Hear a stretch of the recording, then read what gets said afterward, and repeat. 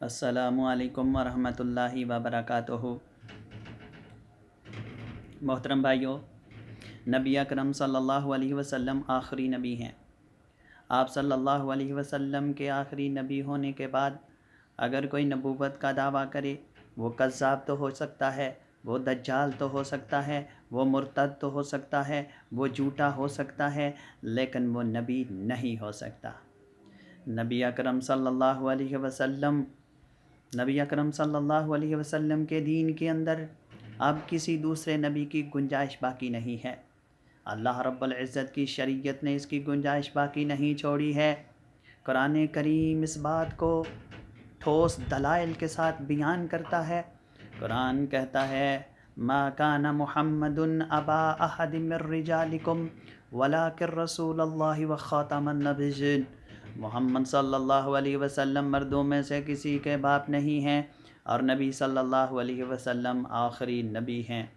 بھائیو، اگر کوئی یہ کہے کہ ہمارا نبی خاتم کا معنی مہر ہے اور نبی صلی اللہ علیہ وسلم کی مہر سے ہی تو ہمارا نبی بنا ہے، تو بھائیو اس کی بھی شریعت نے، قرآن نے گنجائش باقی نہیں چھوڑی۔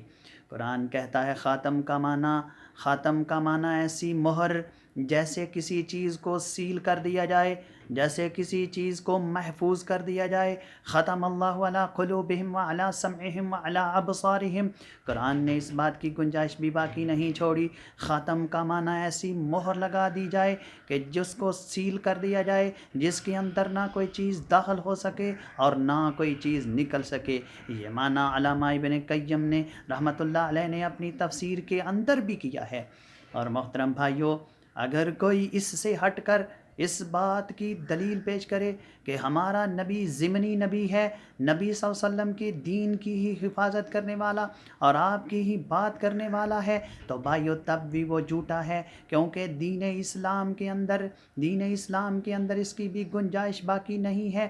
ضمنی نبی کی تب ضرورت پڑتی ہے جب پیچھے والے نبی کی ہدایت اور صحیفہ ہدایت کے اندر رد و بدل کر دیا جائے، تغیر و تبدل واقع ہو جائے۔ جیسے پچھلے نبی حضرت عیسیٰ اور حضرت موسیٰ کے امتیوں نے تورات انجیل کے اندر تغیر و تبدل واقع کیا، اور پھر نبیوں کی ضرورت پڑی اور اللہ نے اپنے نبی محمد کریم علیہ السلام کو محفوظ فرمایا۔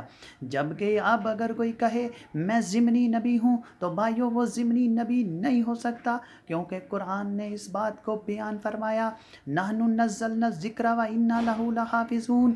ہم نے ذکر کو نازل کیا ہے اور ہم اس کے حفاظت کی ذمہ داری ہم نے لی ہے۔ اس ذکر کی، اس شریعت کی حفاظت کی ذمہ داری خود رب العالمین نے لے رکھی ہے۔ اگر کوئی ضمنی نبی ہونے کا دعویٰ کرے تب بھی وہ جھوٹا ہے۔ اگر کوئی اس دروازے سے اسلام کے اندر گھس نہ سکے تو دوسرا دروازہ کھولنے کی کوشش کرے، کہے کہ میں مسیح نبی ہوں، جو کہ حضرت عیسیٰ علیہ السلام نے آنا ہے، تب بھی وہ جھوٹا ہے، کیونکہ اس کا نام حضرت عیسیٰ کے نام پہ نہیں ہے، اس کی والدہ کا نام حضرت عیسیٰ کی والدہ کے نام پر نہیں ہے۔ جبکہ حضرت عیسیٰ علیہ السلام نے دمشق کی جامع مسجد کے مینار پہ اترنا ہے، اور جھوٹا نبی جبکہ دمشق کی جامع مسجد کے مینار پہ نہیں اترا۔ اور اگر کوئی جھوٹا نبی اس بات کا دعویٰ کرے کہ میں مہدی ہوں، تو تب بھی وہ جھوٹا ہے، کیونکہ امام مہدی کا نام عبداللہ ہے، امام مہدی کا نام محمد ہے، اور امام مہدی کے والد کا نام عبداللہ ہے، ماں کا نام آمینہ ہے، اور سیدہ فاطمہ کے نسل خاندان سے ہوں گے، حسنی والحسینی ہوں گے۔ جبکہ جھوٹا نبوت کا دعوے دار ان چیزوں سے بھی دور ہے اور ان چیزوں کے ساتھ بھی اس کا کوئی تعلق نہیں ہے۔ محترم بھائیو، اگر جھوٹا نبوت کا دعوے دار کسی راستے سے بھی نبوت کی سفید چادر پر سیاہ دبا لگانے کی کوشش کرے، تو اللہ کے فضل و کرم سے تمام مسلمان بیدار ہیں، تمام مسلمان نبی اکرم صلی اللہ علیہ وسلم کی ختم نبوت پہ جاگ رہے ہیں، چوکی دارہ کر رہے ہیں، اور انشاءاللہ قیامت تک کرتے رہیں گے۔ اللہ سے دعا ہے اللہ کہنے والے اور سننے والوں کو نبی اکرم صلی اللہ علیہ وسلم کی ختم نبوت پر ایمان اور یقین کے ساتھ زندہ رکھے، اور ایمان اور یقین کے ساتھ ان کو موت دے۔ وما توفیقی الا باللہ۔